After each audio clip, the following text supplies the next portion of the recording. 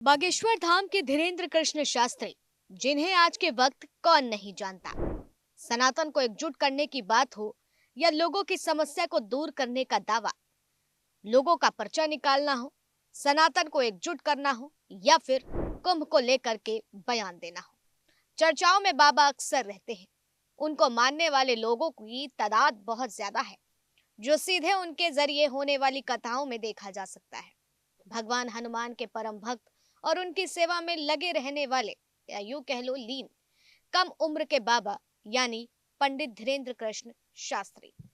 लेकिन महाकुंभ को लेकर के सनातनियों को जगाना शायद उन पर भारी पड़ता हुआ नजर आ रहा है, क्योंकि अब उनके बयानों को लेकर के पप्पू यादव न सिर्फ निशाना साध रहे हैं, बल्कि उनका उपहास भी कर रहे हैं। और उससे पहले जानने की जरूरत है कि आखिर मामला क्या था पूरा। बताते चलें कि बागेश्वर धाम के धीरेन्द्र कृष्ण शास्त्री ने पिछले दिनों महाकुंभ को लेकर के कहा है कि सारे हिंदू जाग गए हैं, 60 करोड़ लोग कुंभ में स्नान करने के लिए पहुंचे हैं। उनके इस बयान पर पूर्णिया से निर्दलीय सांसद पप्पू यादव ने आपत्ति जताई है। शनिवार को बेगूसराय में मीडिया से बातचीत के दौरान उन्होंने कहा है, ये कौन आप लोग आगेश्वर बागेश्वर की बात करते हैं, ये आस्था से जुड़ी चीज है। जब बागेश्वर पैदा नहीं हुआ था, जब इनके माँ बाप पैदा नहीं हुए थे, उसके पहले से कुंभ चला आ रहा है। इसको कुंभ के बारे में क्या पता है।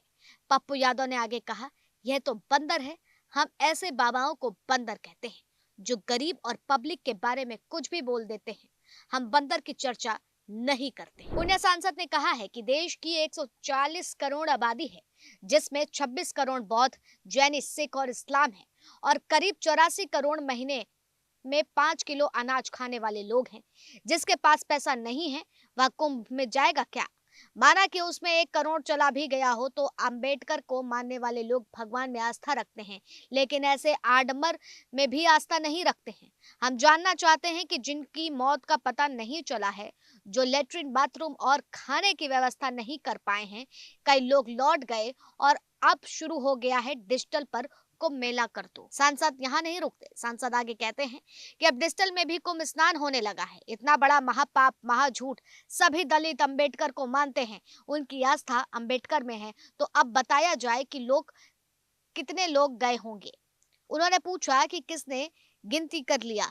जिसे मौत का पता नहीं चला वह गिनती कर लिया है। 50 करोड़ और 60 करोड़ लोग महाकुंभ में गए हैं। उन्होंने कहा कि साउथ के लोग, मणिपुर, नागालैंड, इन सब जगह के लोग तो कुंभ में जाते ही नहीं हैं। अंबेडकरवादी जाते ही नहीं हैं। उन्होंने कहा कि यह पूरी तरह बेईमानी है।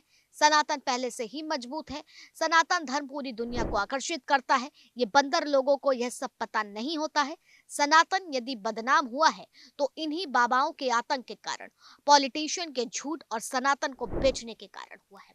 अब इस बयान के बाद से लगातार जो विरोध है वो देखने को मिल रहा है, लेकिन ऐसे में बागेश्वर बाबा का जिस तरह से उपहास लोगों को दिख रहा है कि पप्पू यादव ने उनका उपहास किया है, बंदर के नाम की उपाधि देने के बाद क्या आग में घी डालने वाला काम तो नहीं हो गया है। अब ऐसे में देखा जाए तो जहां बागेश्वर बाबा को भी मानने वाले लोग हैं, तो वहीं पप्पू यादव जो नेता हैं और उनको चाहने वाले भी लोग होंगे।